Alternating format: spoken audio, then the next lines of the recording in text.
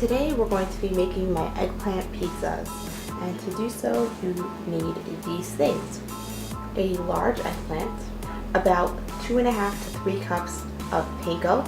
I mixed in a little bit of mustard panko in with this, so it just has a little bit of a mustardy flavor, and I kind of like it for this recipe. I also have 3 cloves of fresh garlic, which I'm going to crush. An egg. This is about 3/4 of a cup of shredded mozzarella and cheddar mixed, and then 1 15-ounce can of Hunt's tomato sauce, or any other brand you have on hand, of course, and also 1/4 of a cup of olive oil. Let's get started. I'm going to start by taking off the ends. And I'm using a serrated knife because I find that it gives it a nice even cut. So now I'm going to slice it into discs.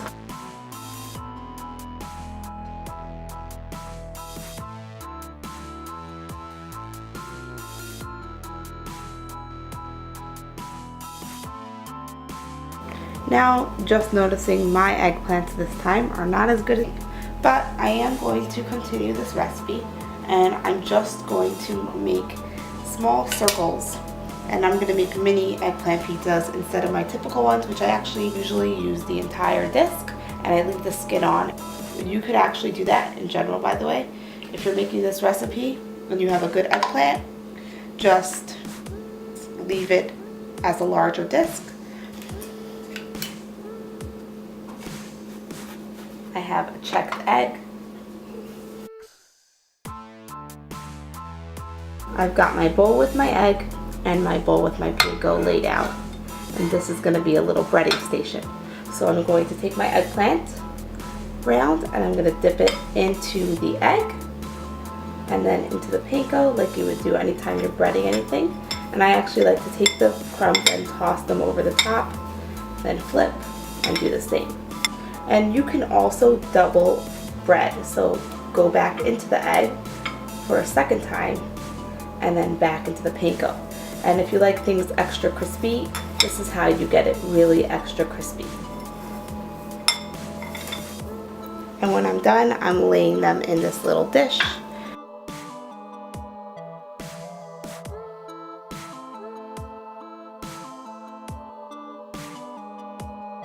I'm turning my heat up to medium and I'm adding the olive oil to the pan. Once it's heated and spitting a little bit, I'm going to add the rounds, about 3 at a time. I'm taking whatever is left of this oil and just greasing a baking tray because I'm going to actually be baking these after they're fried with the cheese and tomato sauce. And then I use a paper towel to spread it out and grease the pan so it doesn't have too much oil and it has just enough oil. We're doing 3 at a time. I'm going to add 1 here. And don't forget, you can bake them straight from this step.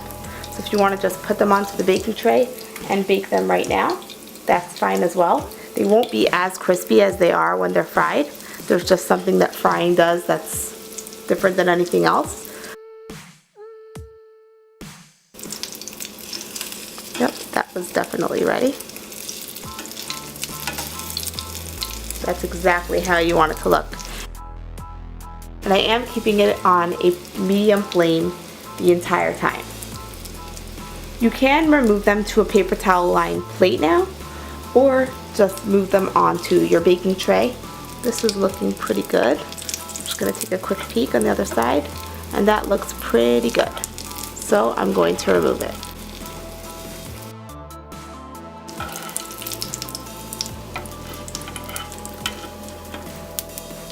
And adding some more.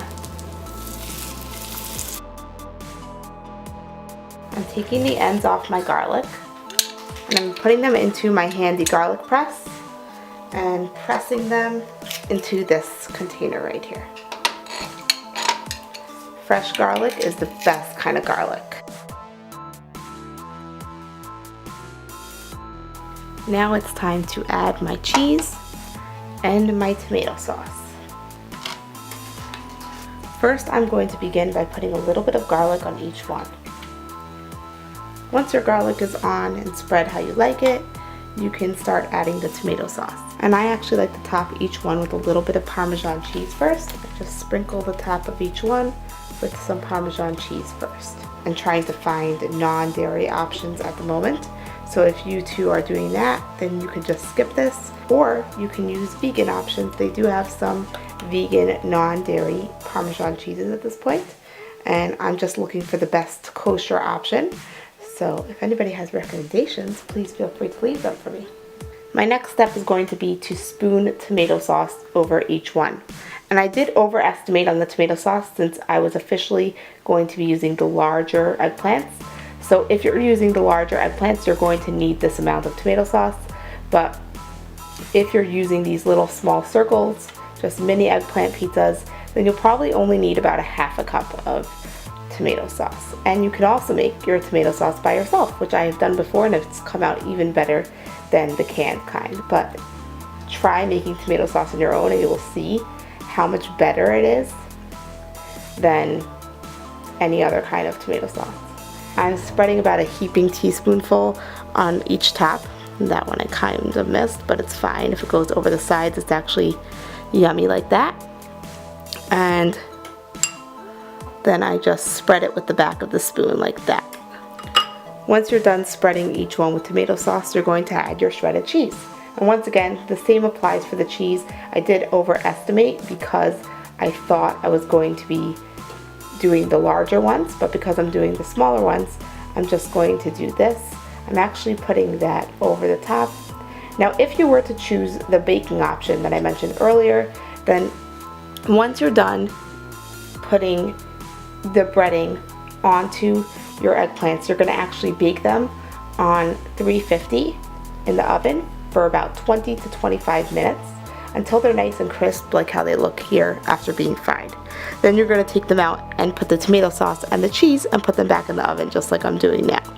I am putting quite a bit of cheese. As it bakes, it's going to get a little crispy around the edges, and I do want it to be a bit melty on top.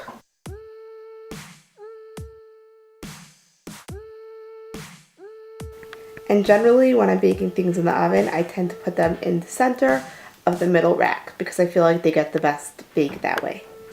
So that's what I did here as well.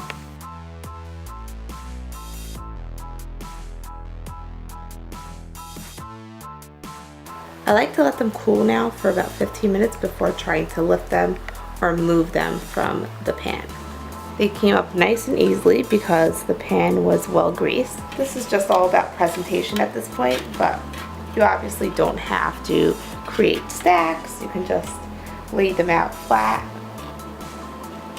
I like to drizzle mine with a little bit of chili sauce or tomato sauce. Today I'm going for the chili sauce.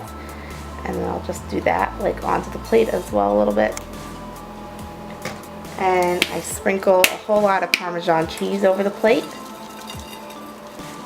And then a bit of parsley over the top for a little bit of color. And done.